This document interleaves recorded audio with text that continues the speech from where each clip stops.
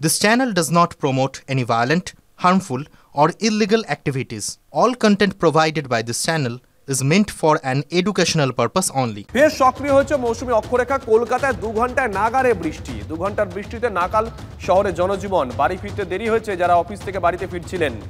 শহরে একাধিক এলাকা এখনো জলমগ্ন।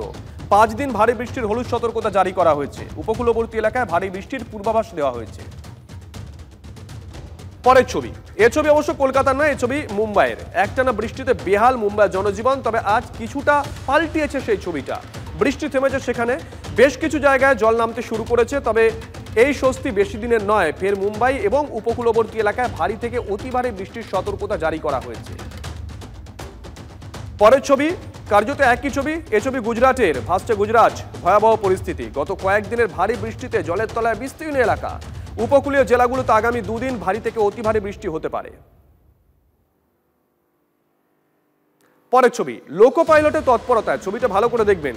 লোকো পাইলটের তৎপরতায় প্রাণে বাঁচল গজরাজ। শিয়ালদাগামী ডাউন কাঞ্চনকন্যা এক্সপ্রেসের সামনে চলে আসে একটি দাতাল। আলিপুরদুয়ারের নাগরাকাটা এবং চালসার মাঝে রেল লাইনে উঠে আসে হাতিটি। তড়িঘড়ি ট্রেন দাঁড় করান 2 জন লোকো পাইলট। কিছুক্ষণ লাইনে ঘোরাঘুরির পর জঙ্গলে ফিরে যায় হাতিটি, তারপর ট্রেন ছাড়েন চালক। ছবিটা দেখাচ্ছি আপনাদেরকে, দেখুন। পরের ছবি, রেল লাইনে এবার বসলো সৌর বিদ্যুতের প্যানেল। বিদ্যুতের চাহিদা কমাতে বেনারস লোকোমোটিভ ওয়ার্কসের রেল লাইনে অভিনব ভাবনা। আপাতত 70 মিটার রেল লাইনে 18টি প্যানেল বসানো হয়েছে, যে ছবি আপনাদেরকে আমরা দেখাচ্ছি।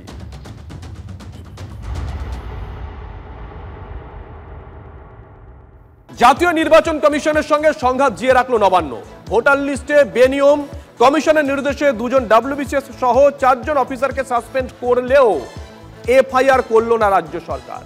শুধুমাত্র চুক্তিভিত্তিক ডেটা এন্ট্রি অপারেটরের বিরুদ্ধেই এফআইআর করা হয়েছে। ডিটেল দেখুন প্রতিবেদনে। ভোটার লিস্টে বেনিয়মের অভিযোগে নির্বাচন কমিশনের নির্দেশে 2 WBCS সহ 4 জন অফিসারকে সাসপেন্ড করলো রাজ্য সরকার, কিন্তু সাসপেন্ড করলেও এফআইআর করলো না নবান্ন। শুধুমাত্র চুক্তিভিত্তিক ডেটা এন্ট্রি অপারেটরের বিরুদ্ধে এফআইআর করা হয়েছে।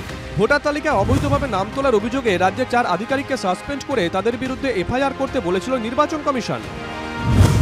8ই আগস্ট মুখ্য সচিব মনোজ পান্তকে চিঠি পাঠিয়েছিল নির্বাচন কমিশন। তাতে দক্ষিণ 24 পরগনা এবং পূর্ব মেদিনীপুরের ওই 2 জন ইআরও এবং 2 জন এইআরের বিরুদ্ধে ব্যবস্থা নেওয়ার কথা জানানো হয়। সরকারি আধিকারিকদের পাশে থাকার বার্তা দিয়েছিলেন মুখ্যমন্ত্রী। WBCS অফিসার কোনরা সাসপেন্ড করবেন, ইলেকশনে ডিক্লেয়ার হয়নি। কি সাহস! Under which rule? এখন ইলেকশনের অনেক বাকি আছে।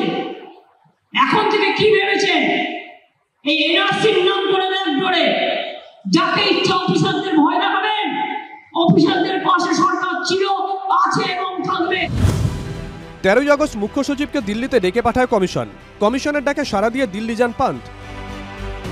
আর এবার 2 জন WBCS সহ 4 জন অফিসারকে সাসপেন্ড করলেও এফআইআর করল না রাজ্য সরকার।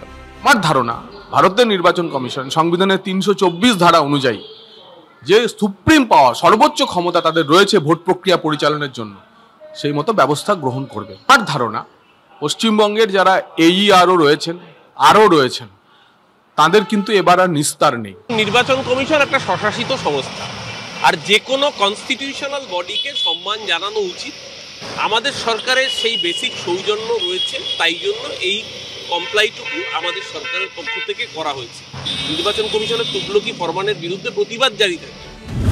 ভাঙলো তবু মুচকালো না রাজ্য। জাতীয় নির্বাচন কমিশনের সঙ্গে সংঘাত জিয়ে রাখলো Nabanna. Bureau report, TV9 Bangla. আর এবার যে খবরের দিকে নজর রাখবো, বড় খবরে, এবং নিঃসন্দেহে বলা যায় আগামী কয়েকদিন গোটা দেশের রাজনীতিতে এই খবর নিয়ে আলোচনা হবেই হবে। ভালো করে শুনবেন। বাংলাদেশি অনুপ্রবেশকারীদের আটকাতে বড় সিদ্ধান্ত নিয়েছে অসম সরকার। প্রাপ্তবয়স্কদের আধার কার্ড দেওয়া বন্ধ করে দেওয়ার সিদ্ধান্ত নেওয়া হয়েছে মন্ত্রিসভার বৈঠকে। অত্যন্ত বড় খবর। তবে ব্যতিক্রম তপশিলি জাতি এবং উপজাতি আর চা শ্রমিকরা, তাদের আরো 1 বছর আধার কার্ড বিলি করা হবে। অসমের মুখ্যমন্ত্রী হিমন্ত বিশ্ব শর্মা জানিয়েছেন, বর্তমানে রাজ্যের জনসংখ্যার হিসেবে যত আধার নথি থাকা প্রয়োজন তার চেয়ে বেশি রয়েছে, যাতে কেউ অবৈধভাবে অসমে প্রবেশ করে আধার কার্ড নিয়ে ভারতীয় হিসেবে বসবাস করতে না পারেন, সেই পথ বন্ধ করতে এই কড়া পদক্ষেপ। আগামী 1 অক্টোবর থেকে সরকারের এই সিদ্ধান্ত কার্যকর হবে। বড় খবর, অত্যন্ত বড় খবর। আরো একটা খবর নিশ্চয়ই মনে আছে আপনাদের, গতকাল নওশাদ সিদ্দিকী সহ 95 জনকে পুলিশ অ্যারেস্ট করেছিল।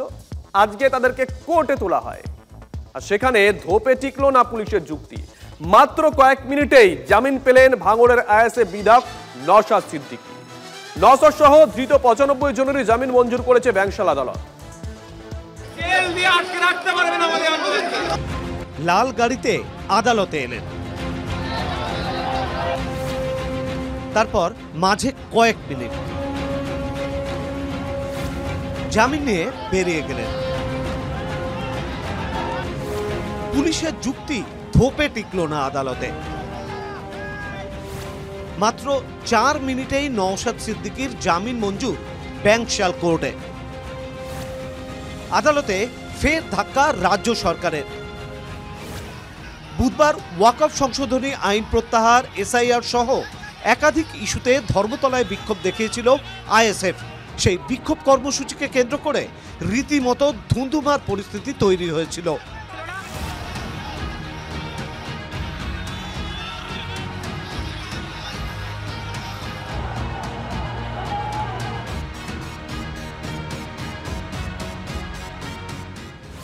সরকারি সম্পত্তি নষ্ট, সরকারি কাজে বাধা সহ একাধিক জামিন অযোগ্য ধারায় নওশাদদের বিরুদ্ধে মামলা রুজু করেছিল পুলিশ, কিন্তু তাতেও নওশাদকে আটকে রাখতে পারল না পুলিশ।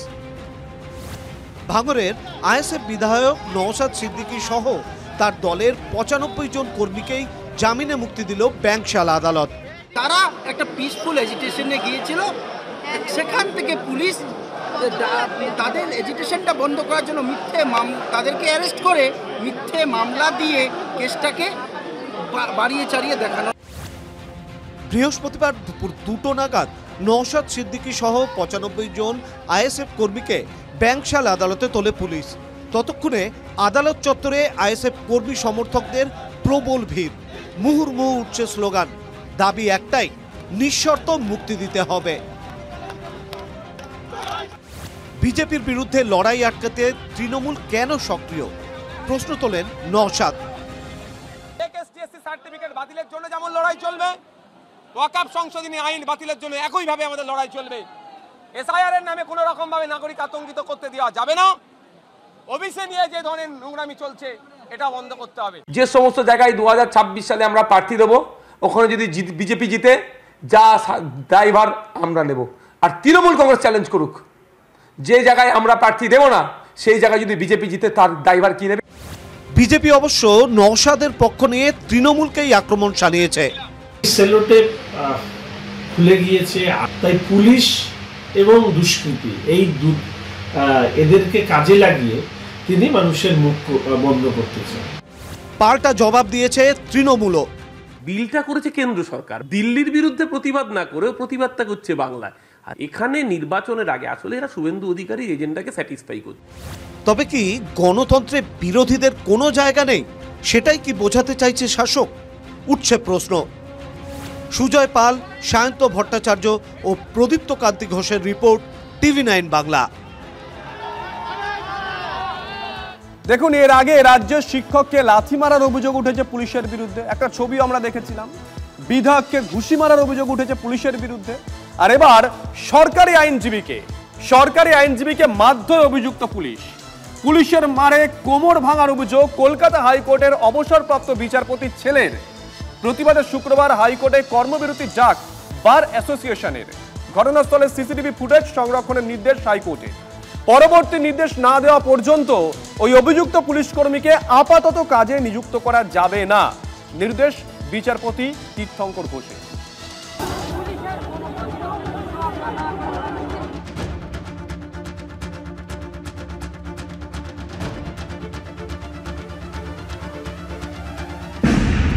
পার্কিং নিয়ে বচসা, অবসরপ্রাপ্ত সরকারি আইনজীবীর ছেলেকে মার, আক্রান্ত আইনজীবীর ছেলেও।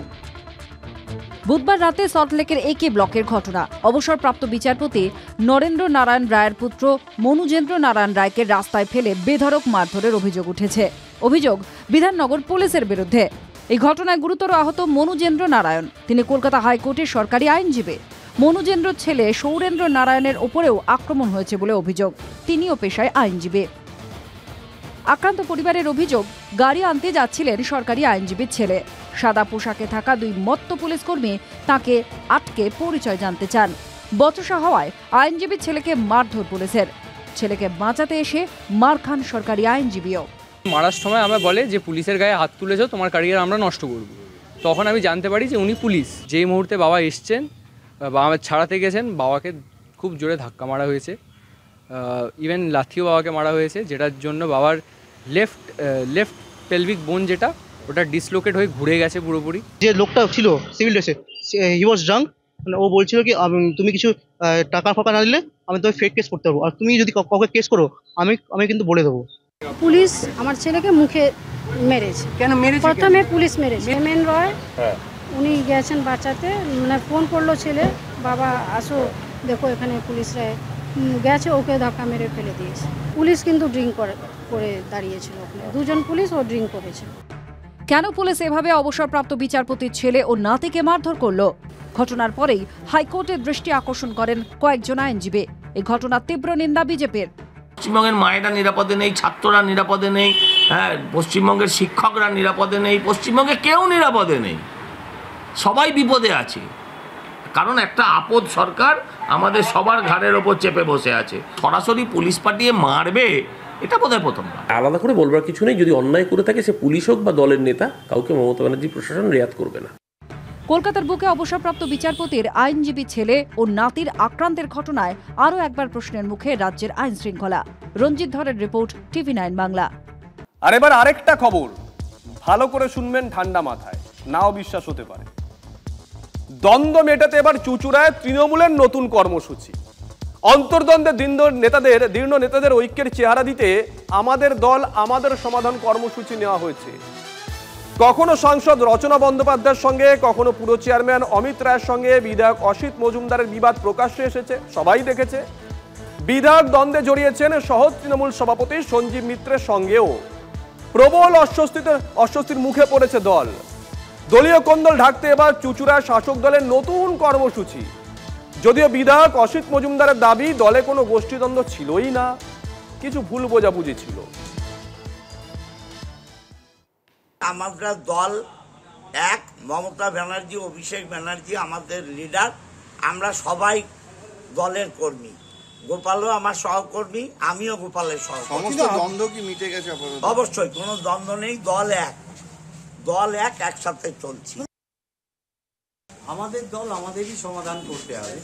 যে পার্টি আপনি আমাকে যে ভূমিকায় দেখেছেন সেটা ছিল আমার পার্সোনাল, এর সাথে দল কোনো ব্যাপার নয়। এখানে কে বিধায়ক, কে সঞ্জীব মিত্র শহরের সভাপতি বিষয় না। যেটা বিষয় দলীয় কর্মকাণ্ডে আমরা ঠিকভাবে সিদ্ধান্ত নিয়ে চলছি, এটাই দল দেখছে। কিন্তু তখন তো বিধায়কের নামেই কিন্তু আপনার একরাশ ক্ষোভ উগড়ে দিয়েছিলেন আপনি। না, তিনি ভুল করেছিলেন তাই বলতে হয়েছিল। যেখানে ভুল হবে, আমি করলেও আমার ভুলের ব্যাখ্যা হবে। আগামীকাল রাজ্যে আসছেন প্রধানমন্ত্রী। তুঙ্গে মোদীর সফরের প্রস্তুতি। দমদম সেন্ট্রাল জেলের মাঠে সভা করবেন প্রধানমন্ত্রী নরেন্দ্র মোদী। সভাস্থলে শেষ মুহূর্তের প্রস্তুতি খতিয়ে দেখলেন বিজেপি রাজ্য সভাপতি শ্রমিক ভট্টাচার্য। ঘুরে দেখলেন সভাস্থল। পশ্চিমবঙ্গের মানুষ রাজনীতি সচেতন। প্রধানমন্ত্রীর সভা তার একটা নির্দিষ্ট রাজনৈতিক উচ্চতা আছে, একটা সামাজিক আঙ্গিক আছে, তো সেই জন্য সেটার প্রয়োজন নেই। আমাদের আবেদন সর্বস্তরের মানুষের কাছে। রাজ্য পুলিশের রদবদল, ডায়মন্ড হারবারের এসপি পদে বদল। ডায়মন্ড হারবারে নতুন এসপি হলেন বিশপ সরকার। রাহুল গোস্বামীর জায়গায় নতুন এসপি হলেন তিনি। কালিম্পংয়ে শ্রীহরি পাণ্ডের জায়গায় নতুন এসপি হলেন অপরাজিতা রায়। রাজ্য পুলিশের রদবদল, ডায়মন্ড হারবারে এসপি পদে বদল। ডায়মন্ড হারবারে নতুন এসপি হলেন বিশপ সরকার। রাহুল গোস্বামীর জায়গায় নতুন এসপি হলেন তিনি। কালিম্পংয়ে শ্রীহরি পাণ্ডের জায়গায় নতুন এসপি হলেন অপরাজিতা রায়।